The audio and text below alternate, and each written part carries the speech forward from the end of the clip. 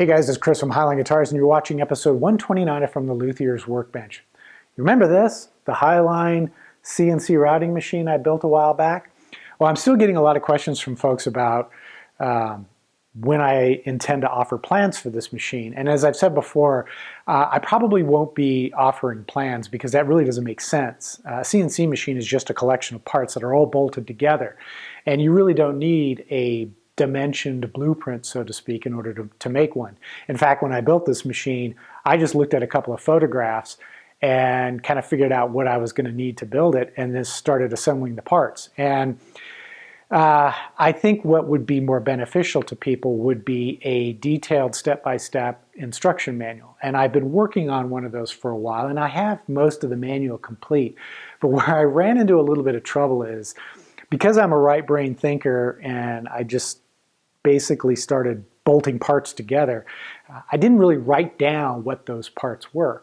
So once this machine was finished and I'd had a chance to use it and was convinced that it works flawlessly, I had to reverse engineer it to try to figure out what all those little nuts and bolts and bits and pieces that went into it are, so that I can put together a list. And that's kind of where things stand right now. And I'm also thinking that it will be a two-part instruction manual, one for the mechanical structure and then one for the electronics. And that's another area where I'm kind of stuck on, is exactly how I'm going to explain the electrical side of this. And part of me wants to do a really detailed layout of how I put the electronics together. But then another part of me just wants to offer a simple schematic that you could follow if you so choose. After all, CNC machines can be wired up in a wide variety of different ways. There's no one specific way to do it. So, but what I'm going to let you do for the rest of this episode is sit back and relax and watch how I assembled this mechanical structure. I'm not going to get into the wiring in this episode, but I will show the mechanical structure. And for those of you who are right brain thinkers like me, you may not even need an instruction manual to figure out how to build this. So sit back, relax, and I'll see you at the end of this video. Some of the parts used to build a Highline CNC routing machine have to be fabricated beforehand. This includes the Y-axis end plates, the X-axis gantry sides, the Z-axis spindle mount, and the mounts used to attach the anti-backlash nuts.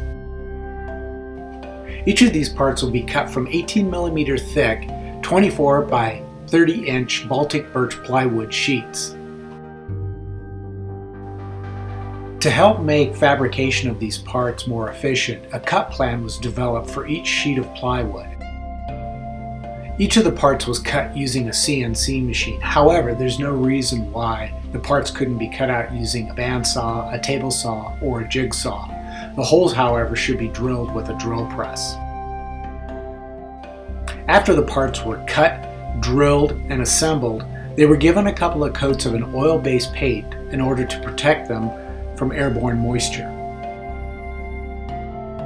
In order to avoid potential problems which could arise during the assembly process, all of the parts were ordered and construction was delayed until everything had arrived and could be checked to make sure there weren't any issues.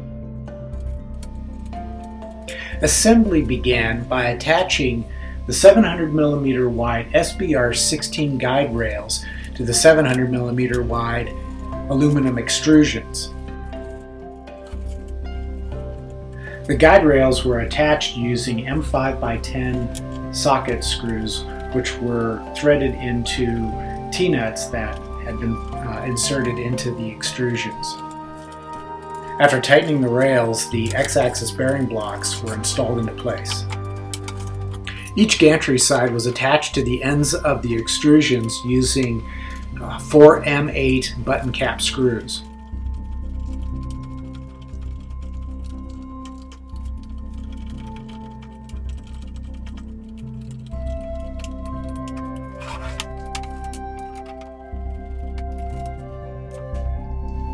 A half-inch diameter 5-start anti-backlash nut was attached to the back of the X-axis plate.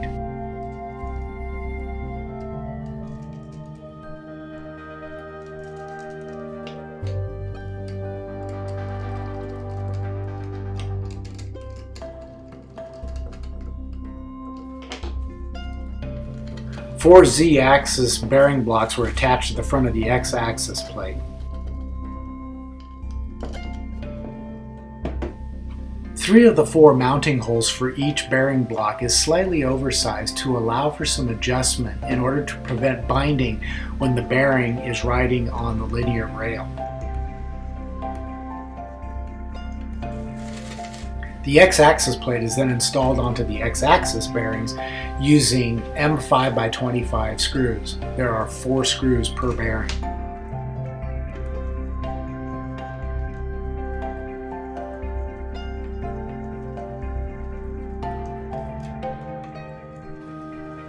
A 1/2 inch diameter 5-start Acme lead screw is threaded through the 1/2 inch inner diameter flange bearing that's pressed into the gantry side.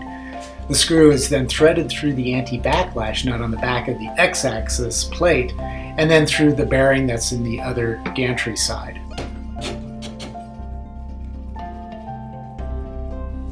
With the gantry now complete, it can be set aside so that assembly of the table could begin. The Y-axis linear rails are attached to the Y-axis extrusion using T-nuts and M5x10 socket cap screw.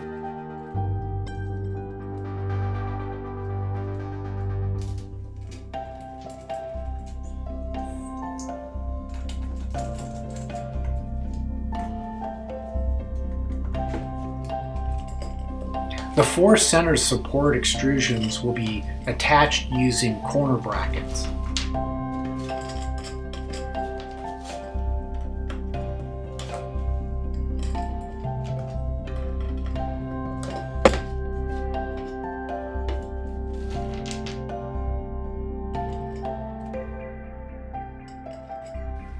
T-nuts will be used to install the top as well as the end plates, and they have to be installed into the slots now because they can't be installed after the extrusions have been attached. The center support extrusions are attached between the 2 Y-axis rails.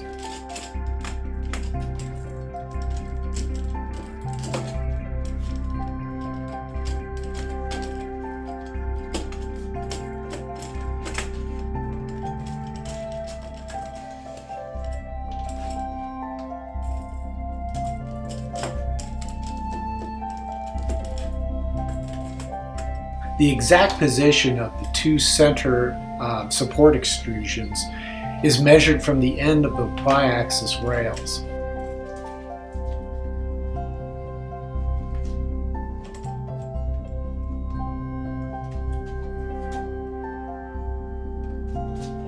It's important to make sure that the support extrusions are square with the Y-axis rails.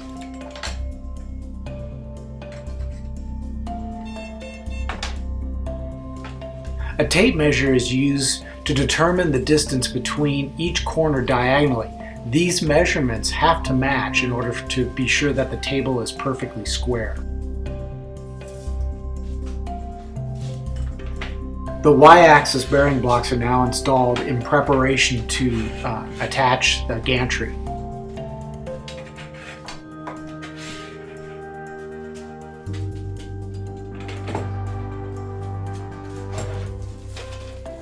The gantry is attached to each bearing block using 4 M5x25 button cap screws.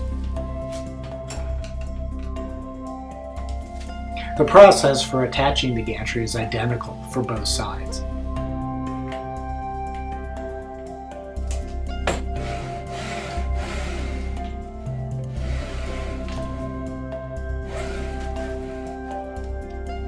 All 4 Y-axis end plates are loosely installed into place using M5x25 button cap screws, which are threaded into the pre-installed T-nuts.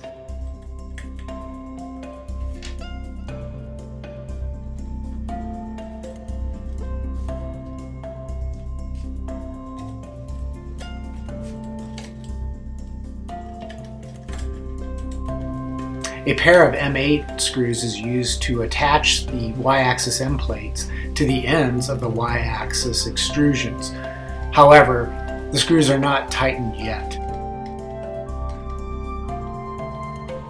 A 4-foot long, 1/2 inch diameter 5-start Acme lead screw is threaded through the 1/2 inch inner diameter flange bearing on the end of the Y-axis end plate.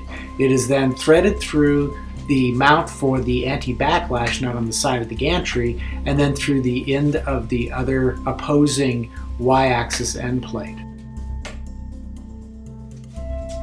Before tightening the screws that attach the end plates, the plates can be moved horizontally to make sure that the screw is aligned with the center of the hole that the anti-backlash nut will be attached to on the side of the gantry plate.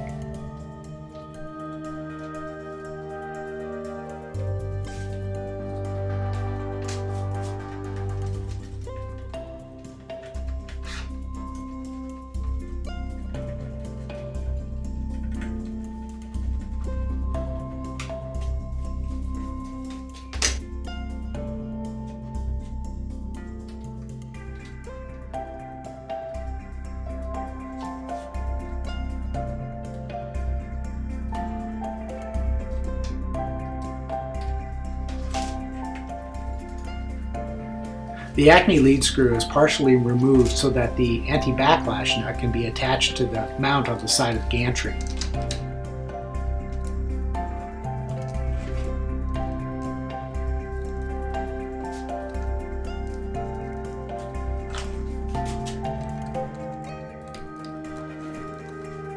On the Y-axis end plate that will mount the motor, a flex coupler is installed onto the Acme lead screw so that it's flush against the flange bearing.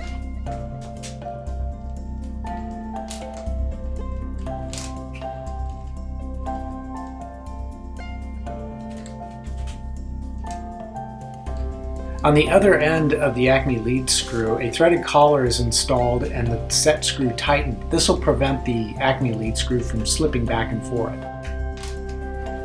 The process for installing the end plates and the Acme lead screw on the other side of the Y-axis is exactly the same.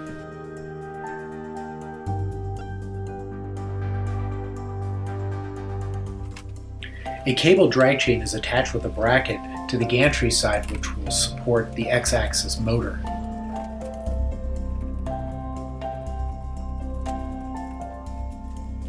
The other end of the drag chain is attached to the table, and later on a hole will be drilled to route the wiring down to the controller, which will be mounted below.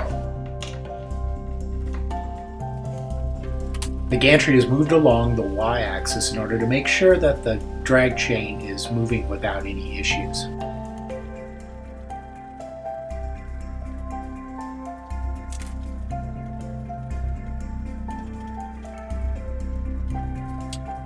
A second drag chain is attached to the top of the Z-axis with a bracket and runs along the top of the X-axis.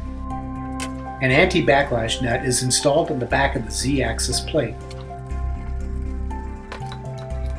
The Z-axis linear rails are installed on the back of the Z-axis plate using 12 M5x25 socket cap screws and lock nuts.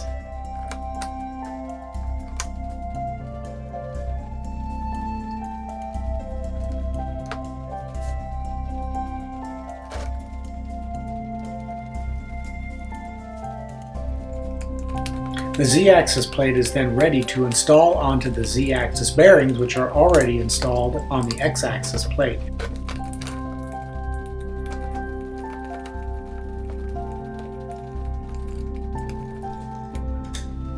A 1/2 inch diameter 5-star Acme lead screw is threaded through the anti-backlash nut on the back of the Z-axis and held in place with a flexible coupler.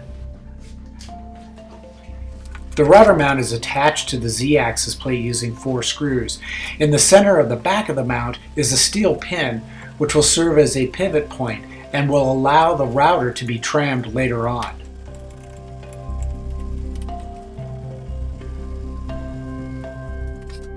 The waste board is 3/4 inch thick MDF and it's approximately 26 inches wide, 45 inches long.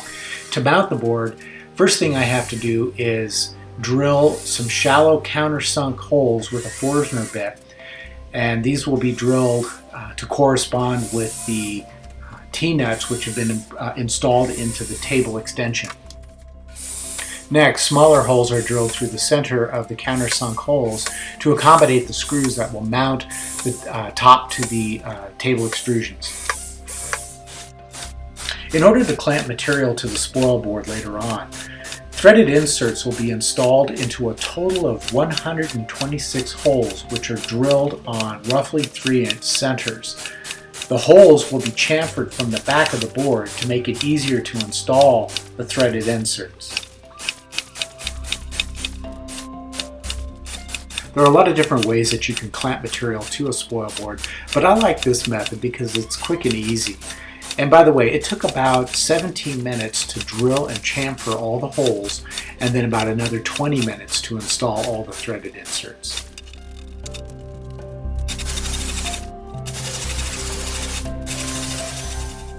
Each threaded insert is placed into the chamfered hole, and that makes it easier to install using a power drill with a hex driver.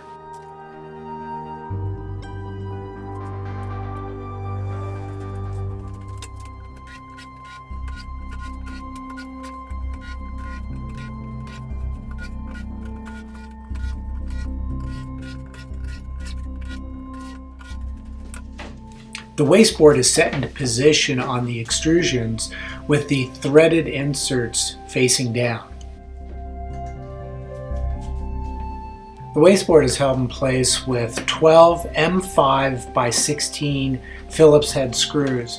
These screws are threaded into T-nuts that were installed earlier.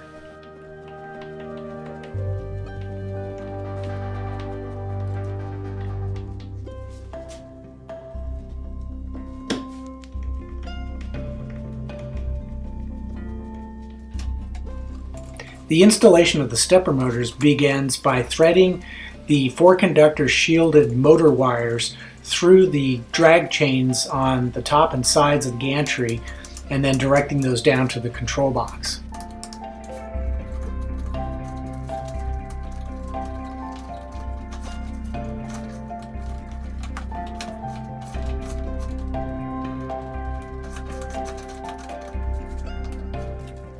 Each stepper motor is mounted exactly the same.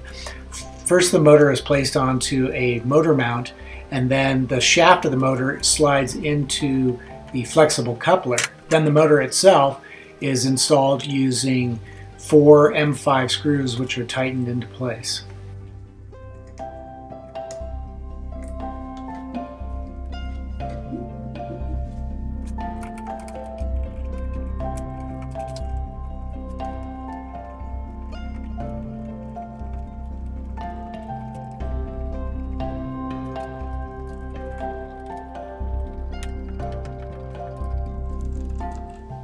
To prevent the machine from damaging itself if it should travel too far on any one of the axes, I've installed limit switches. There are 2 on the X, 2 on the Y, and 2 on the Z axis. The last step in the process of assembling the mechanical structure of the Highline CNC routing machine is to install the router, and here I am installing it into the router mount.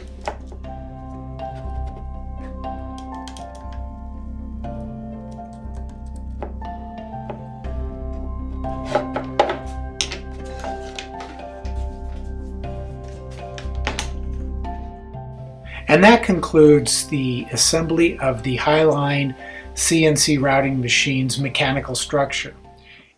All right, well there you have it. That's what I went through to assemble the Highline CNC routing machine.